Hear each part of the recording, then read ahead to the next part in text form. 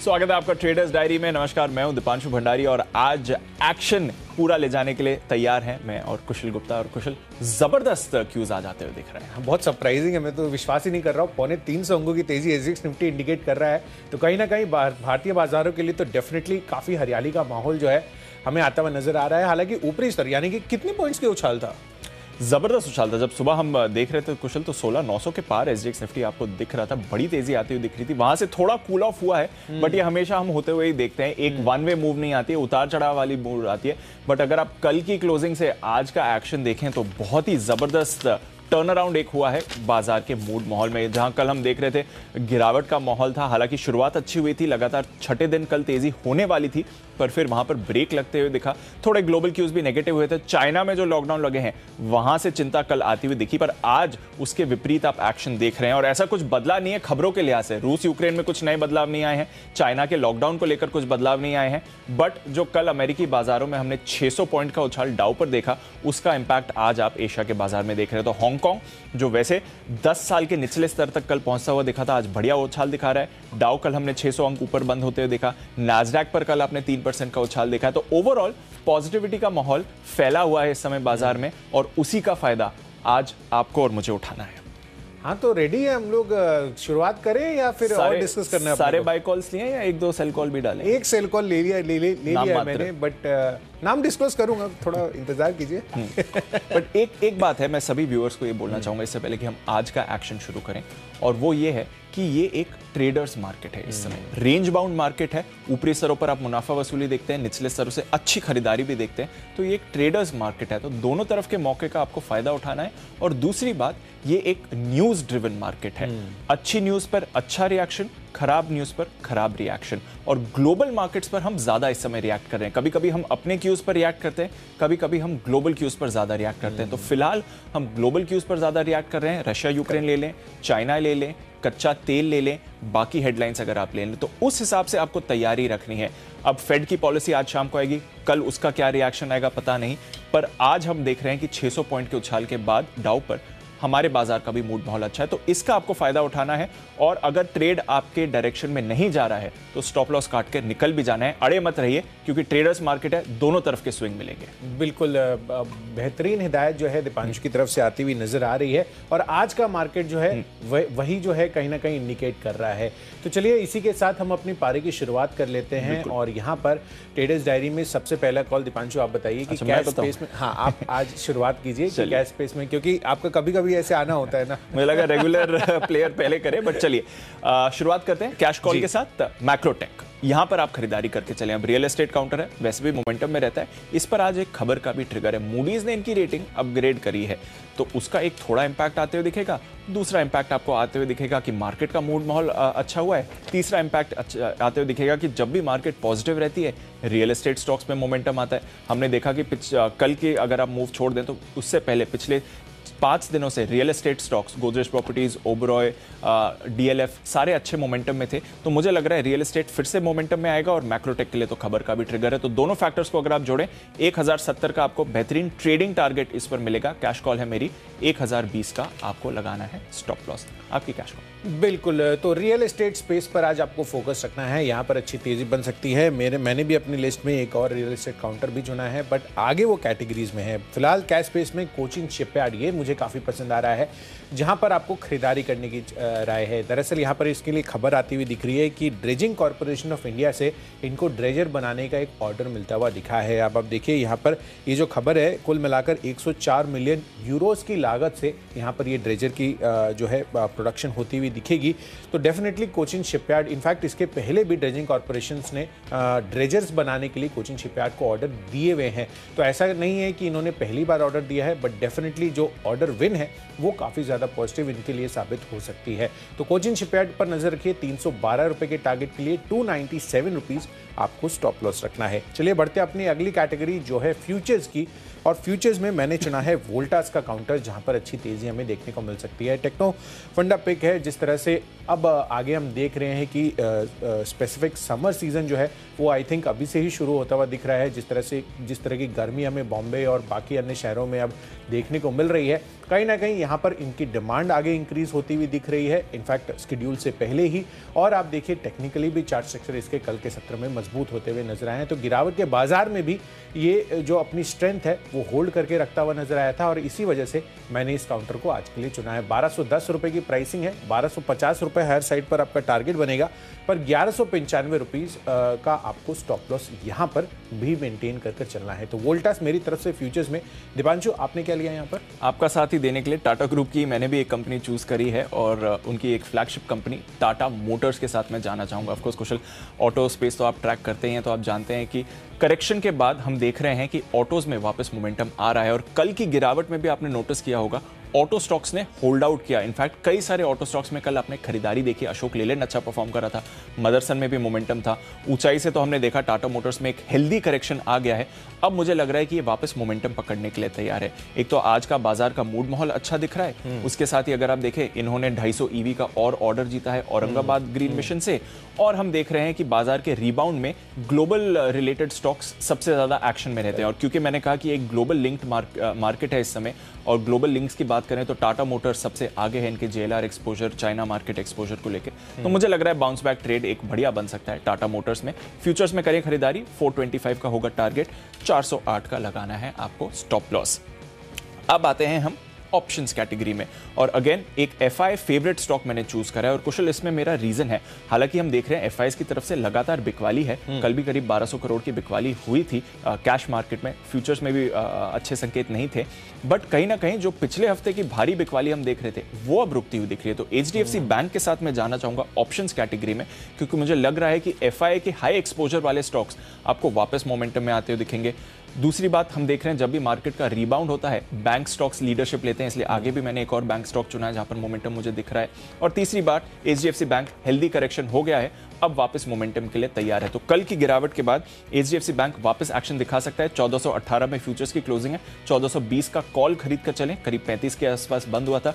Dip मिले तो अच्छा है, वरना उसी लेवल पर खरीद लें। 55 का होगा टारगेट, 28 का स्ट्रिक्ट स्टॉप लॉस लगाकर आपको इस पर चलना है। आपकी ऑप्शंस की कॉल क्या है कुशल? बिल्कुल, ऑप्शंस की कॉल मैं आपको बताऊं, पर इससे पहले जैसा कि आपका व्यू है मैं उससे सहमत हूं। और बैंक्स और ऑटो, ये जो दो सेक्टर्स हैं आज काफ़ी बेहतरीन प्रदर्शन करते हुए नज़र आ सकते हैं मार्केट के रिबाउंड में।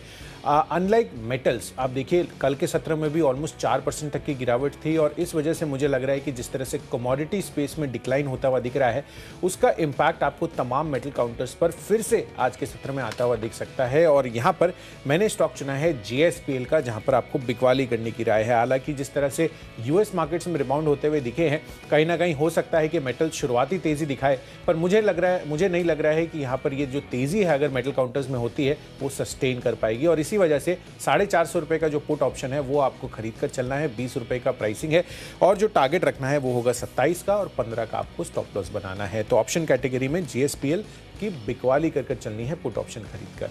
कुशल, मैं जब आपको बता ही रहा था कि बैंक्स पर मेरा सबसे ज्यादा भरोसा है, और बैंक्स की अगर बात करें तो ICICI बैंक, ये मुझे पसंद आ रहा है। HDFC बैंक तो ऑलरेडी मैंने ऑप्शंस में दे दिया, ICICI बैंक दूसरी। कोई NBFC भी चुना है आपने?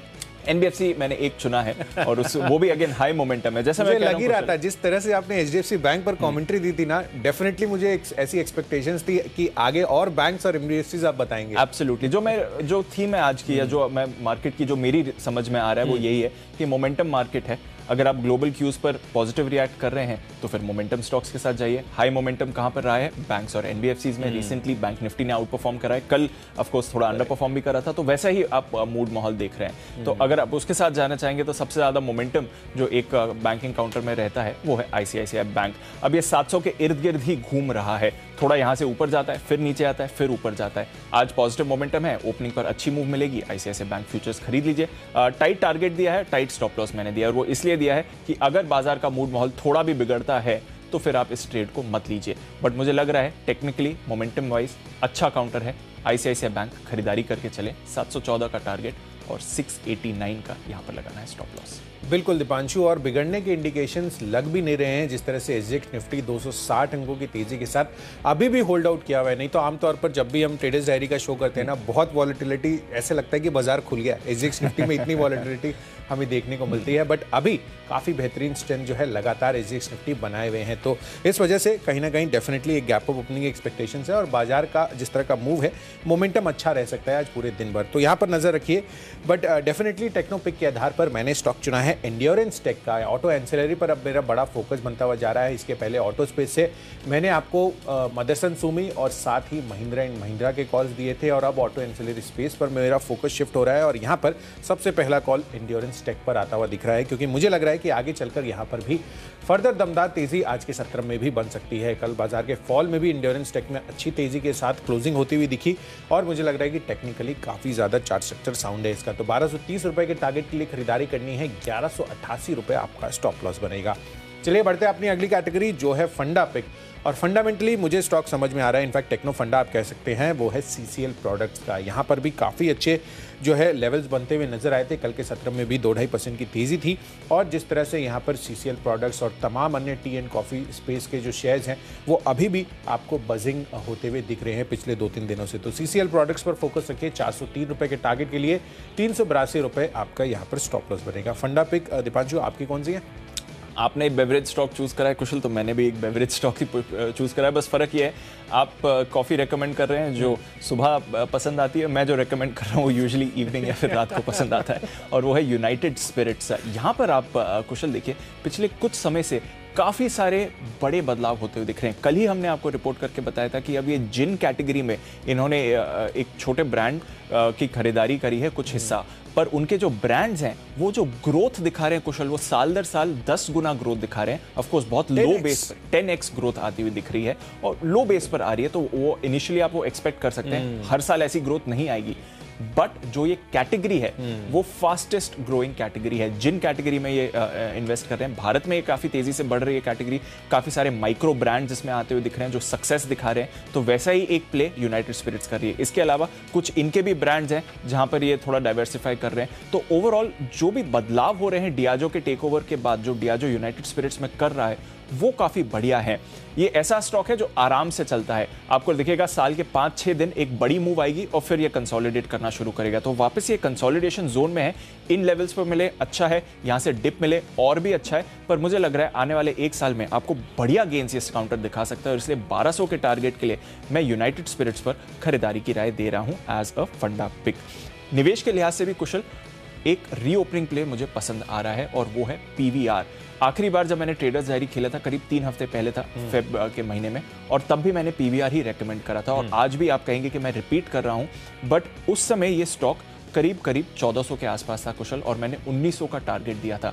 वहां से देखिए ऑलरेडी 1700 के पार ये एक बार जा चुका है, तो काफी तेज मूव इस पर आ गई है, और मुझे लग रहा है कि अभी ये मोमेंटम में आना शुरू हुआ है, क्योंकि जिस तरह से अब मूवीज का रिलीज बढ़ने वाला है, समर सीजन आ गया है, हम देखते हैं हाईएस्ट रिलीज इसी समय होते हैं, वेकेशन होते हैं, ऑक्यूपेंसी अच्छी रहती है। पिछले 2 साल से क्योंकि कोरोना लॉकडाउन के रेस्ट्रिक्शंस थे तो उसका इंपैक्ट था, फिलहाल लग नहीं रहा। इनफैक्ट हर जगह से अब रेस्ट्रिक्शंस हट ही रहे हैं, और टचवुड आगे जाकर रेस्ट्रिक्शंस दोबारा आएंगे नहीं। तो जैसा मोमेंटम इस समय दिख रहा है, जैसे इनके लिए ट्रिगर्स आगे के बनते हुए दिख रहे हैं, मुझे लग रहा है कि पीवीआर फिर से दौड़ने के लिए तैयार हो रहा है। 2100 का मैंने टारगेट 1 साल के लिए दिया है, पर मुझे लग रहा है नियर टर्म में भी ये अच्छी मूव दिखा सकता है। तो ऑन अ ट्रेडिंग या पोजिशनल बेसिस भी आप रख सकते हैं, एंड ऑफ कोर्स इन्वेस्टमेंट के लिहाज से तो बहुत ही बढ़िया स्टॉक लग रहा है। पीवीआर 2100 के टारगेट के लिए यहां पर आप खरीदारी कर सकते हैं। आप कहां पर इन्वेस्ट करेंगे कुशल?